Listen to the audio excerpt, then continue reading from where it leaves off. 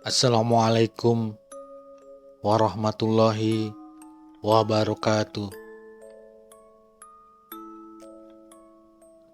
Sahabat channel 22 Juni yang berbahagia, pada kesempatan kali ini saya akan mengangkat sebuah kisah pesugihan dengan judul Uang Pesugihan Nafkah Suami untuk Istri.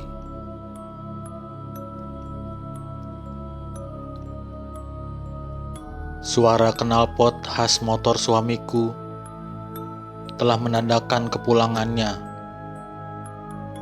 Seperti biasa saat dia pulang, masuk ke dalam pekarangan rumah yang reot yang telah kuhuni bersama suamiku selama 4 tahun lamanya.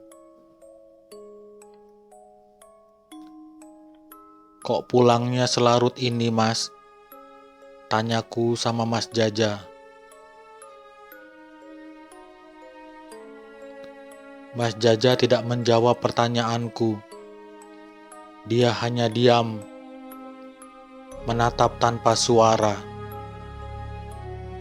Entah mengapa, tatapannya terlihat kosong, dengan bibir yang berwarna ungu lebam.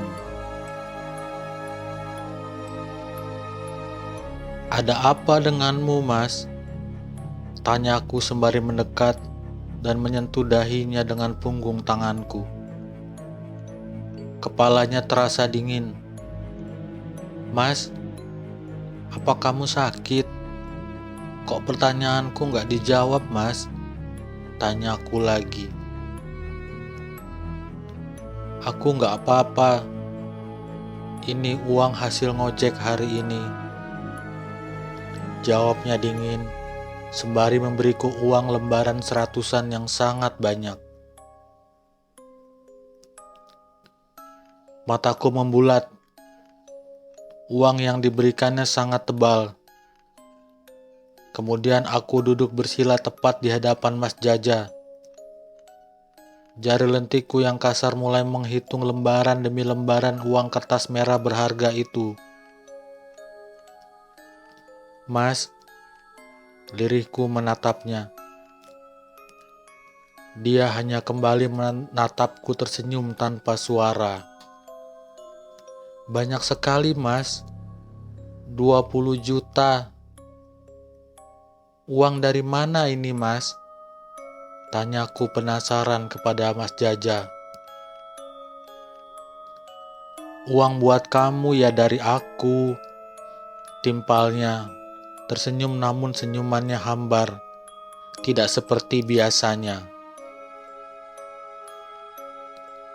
"Mulai besok, kamu belanja, masak yang enak, dan dandan yang cantik. Kita tidak perlu hidup miskin lagi," timpal Mas Jaja. "Tapi Mas, uang ini dari mana? Kok sebanyak ini? Nggak mungkin kan uang hasil ngojek seharian? Kamu percaya kan padaku?" Aku mengangguk. "Maka terima uang itu, lalu belanjakan." Aku menarik nafas dalam, lalu menatap uang segepok yang di tanganku. Aku heran dari mana Mas Jaja mendapatkan uang sebanyak ini.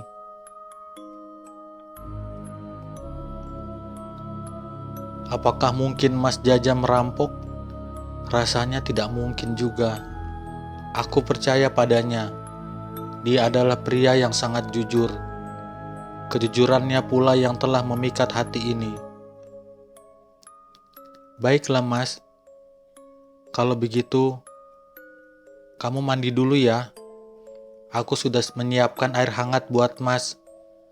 Habis itu, Mas makan dan istirahat," tutur aku.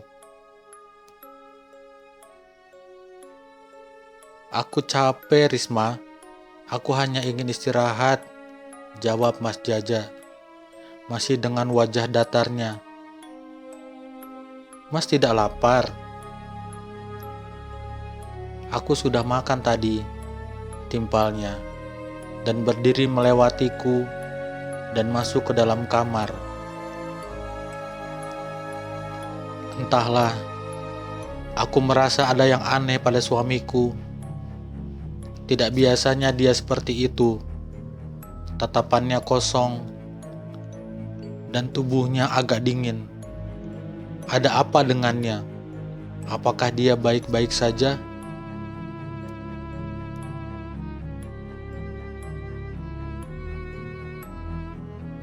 Bangun sayang, Mas Jaja mengecup pipiku.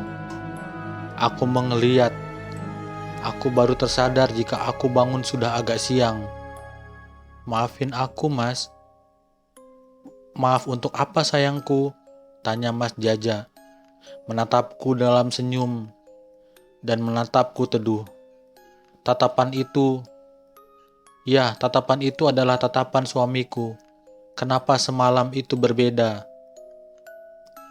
Mas, kamu sudah bangun? Sudah. Dari tadi sayang. Ayo makan. Makan. Maksud Mas? Iya Risma. Memang kenapa?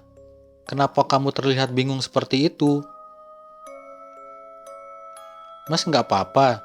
Tanya aku heran. Nggak apa-apa Risma, memang ada apa? Semalam Mas terlihat sangat pucat dan terlihat aneh juga. Tuturku hati-hati. Itu karena Mas kelelahan. Banyak penumpang soalnya semalam sayang. Oh, aku mengangguk. Ayo kita sarapan, ajak Mas Jaja. Ya seperti itulah dirinya. Jika aku bangunnya kesiangan, dia pasti yang membuatkan sarapan buat kami. Aku berjalan mengekorinya keluar dari kamar, menuju meja di ruang tengah. Lebih bagus jika disebut balai bambu. Ukurannya 1x2 meter. Mas Jaja membuatnya dari bambu, lengkap dengan kursi kayu juga. Maklum, kami tidak punya banyak uang untuk membeli meja dan kursi seperti kebanyakan yang orang miliki.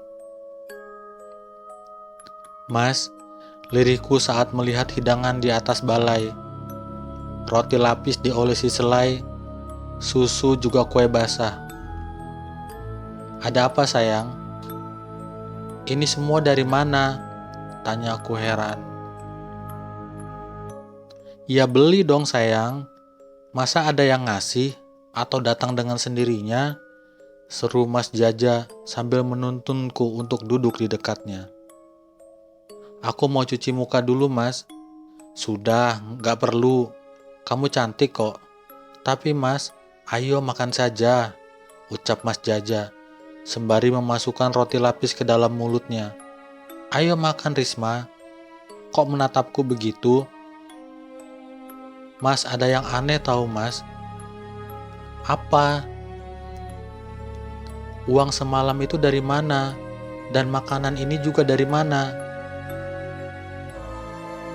Uang hasil ngojek sayang. Semalam itu banyak banget penumpang. Sudah makan saja. Habis itu kita belanja ya. Belanja keperluan rumah ini buat nyetok. Kita juga beli kulkas, beli tempat tidur yang empuk. Jadi gak tidur beralaskan tikar lagi, timpal Mas Jaja. Aku hanya mengangguk. Banyak penumpang katanya. Tapi apakah bisa sampai 20 juta? Ah rasanya jika aku memikirkannya aku bisa gila. Beberapa saat kemudian. Sudah siap sayang? Tanya Mas Jaja. Siap Mas, jawabku setelah berhasil mendudukan pantatku pada jok motor butut kami yang suara knalpotnya lebih enak didengar bunyi mesin penggiling padi. Setelah 10 menit, akhirnya kami tiba di toko elektronik, membeli kulkas dan spring bed. Mas, kita mau kemana lagi? Tanyaku. Pasar yuk, beli lauk pauk, dan juga beli pakaian yang cantik buat kamu, timpal Mas Jaja. Enggak ah mas, kita simpan saja uangnya. Jangan dihabiskan. Takutnya besok kita akan kehabisan uang. Takutnya kita punya keperluan mendadak. Sudah, kamu jangan memikirkan hal itu. Aku akan ngojek lagi nanti malam dan akan membawa uang lebih banyak lagi. Timpal Mas Jaja. Tapi mas, sudah ayo belanja. Sekitar 2 jam lebih kami berbelanja dari toko ke satu toko lainnya dan akhirnya kami pulang ke rumah. Kini aku menatap gubuk reotku dengan tatapan iba. Andai saja aku membelikan uang tadi atap biar nanti tidak kehujanan. Risma, Jaja, kalian mau taruh di mana kulkasnya?